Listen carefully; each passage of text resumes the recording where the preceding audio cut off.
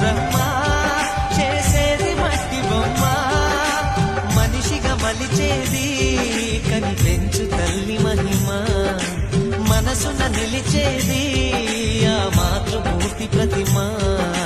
దేవుడు సైతము కోరిన దీవెన అమ్మా